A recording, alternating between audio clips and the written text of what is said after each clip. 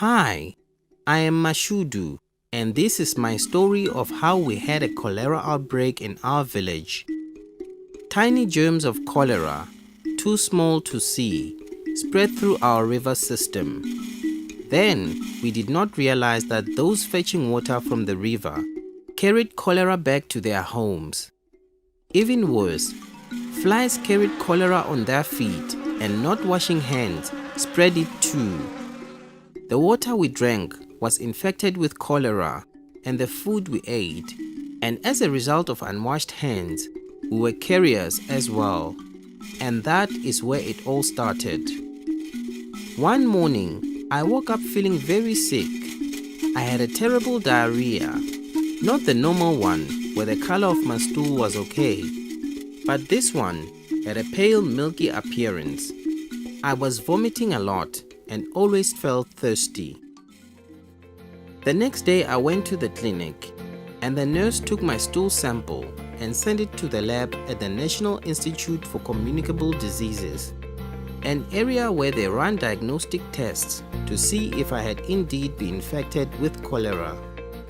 I was still very dehydrated when I was at the clinic, and so the nurse made me a special salt water drink to help me with my constant feeling of thirst. At the clinic, the nurse explained to me that not everyone who swallows cholera germs gets sick like me, but one can still spread the disease. She further explained that there are ways I can always try to be safe. Wash your hands with soap and water frequently, especially after using the toilet and before handling food. Drink only safe water, including bottled water or water that you have boiled or disinfected. She added that I must use bottled water even to brush my teeth, and that I must eat food that's sufficiently cooked and hot, and that I must avoid food in unhygienic places if possible. Cholera is one of the notifiable medical conditions. Notifiable conditions are communicable or infectious diseases that need to be reported to the Public Health Surveillance Team at the National Institute for Communicable Diseases.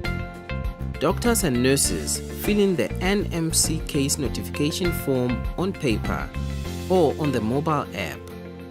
All patients with similar symptoms are alerted to the surveillance team at the NICD.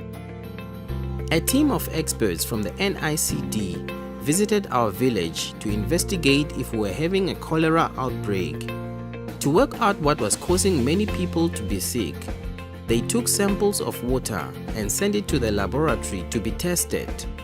They also went to my neighbors and conducted rectal swabs to be tested. A few days later, the NICD team came back to our village and informed us that it was indeed a cholera outbreak. They spoke to the doctors and nurses at our local clinic and left them with guidelines on how to treat patients who show symptoms of or had cholera. They also gave us pamphlets explaining what cholera is, how it spreads, and what to do if you have been infected with cholera. These pamphlets helped us a lot in our village, and hopefully we won't have another cholera outbreak. After a few months, the investigators from the NICD said that there were no more cholera cases and the outbreak was finally declared over.